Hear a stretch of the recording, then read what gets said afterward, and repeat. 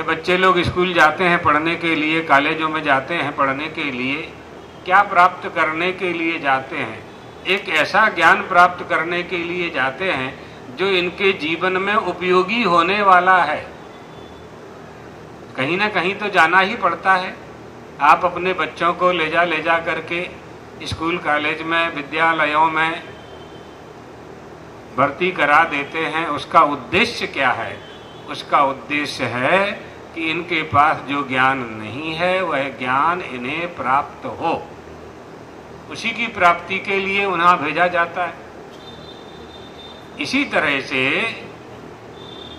एक अध्यात्म विद्या होती है। स्कूल कॉलेज में जो ज्ञान प्राप्त होगा उससे हमारा जीवन यापन होगा।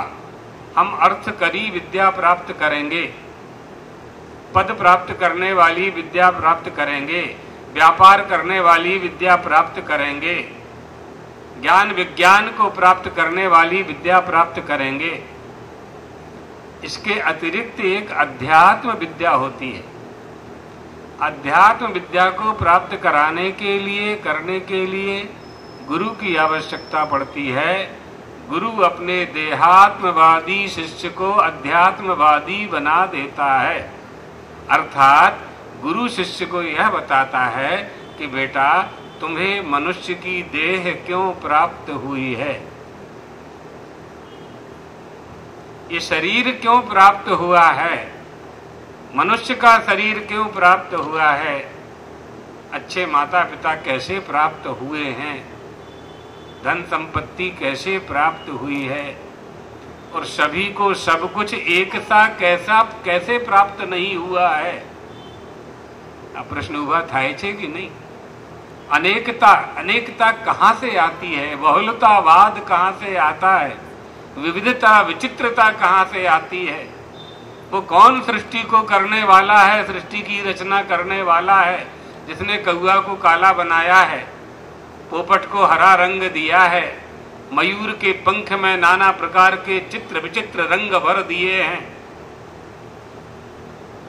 कहाँ से पेंट लाया वो, कहाँ से ब्रश लाया, कहाँ से रॉ मटेरियल लाया, कैसे मोर के पंख में नाना प्रकार के रंग भर दिए, हंस को बिल्कुल दूध जैसा सफेद कर दिया।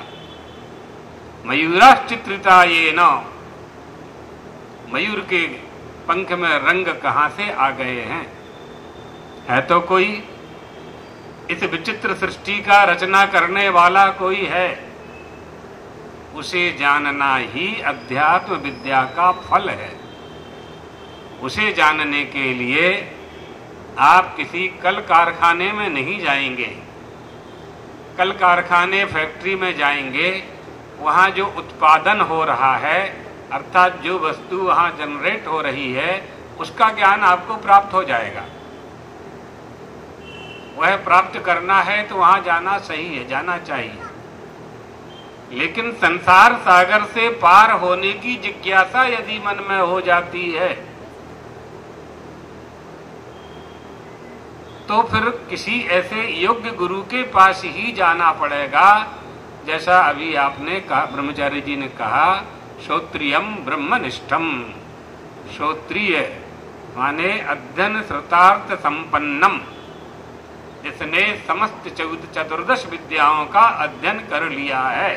पुराणान न्याय मीमांसा धर्मशास्त्रांग मिश्रिताः वेदाः स्थानानि 4 धर्मस्य च 14। जिसने 14 विद्याओं का अध्ययन कर लिया, वेद वेदांग का अध्ययन कर लिया है, शिक्षा कल्प व्याकरण छंद निरुक्त ज्योतिष का अध्ययन कर लिया है, उसे श्रोत्रिय कहते हैं। और ब्रह्मनिष्ठ से कहते हैं तत्वदर्शिनः, जिसने तत्व को जान लिया है, तत्व ज्ञान प्राप्त कर लिया है। तत्व क्या है? वदन्ति तत्तत्विदस्तत्त्वं यज्ञानमद्वयम् ब्रह्मेति परमात्मेति भगवान इति शब्दते। तत् और त्वम पदार्थ का शोधन करने का ज्ञान जिसे है। तत्त्वम पदार्थयोः शोधितयोः, तत्त्वम का जो शोधन करके जानता है, तत् क्या है, त्वम क्या है। उस गुरु को तत्वदर्शी कहते हैं। जिसे तत् माने सह माने वह माने ईश्वर, ईश्वर का बोध जिसे हो गया है, विदंती तत्त विदस तत्वम, जिन्होंने उस परम तत्व को जान लिया है, ते तत्वदर्शिना, वो तत्वदर्शी होते हैं। जो तत्वदर्शी होता है वही तो शिष्य को तत्व दर्शन करा सकता है। जिसके पास जो ज्ञान होगा वही ज्ञान वहां से प्राप्त होगा।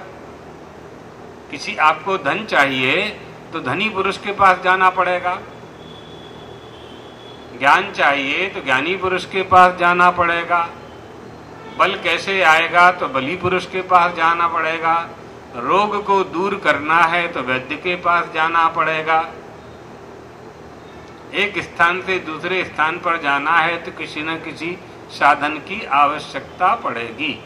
यदि हमें तत्व ज्ञान प्राप्त करना है तो तत्वदर्शी गुरु के पास जाना पड़ेगा।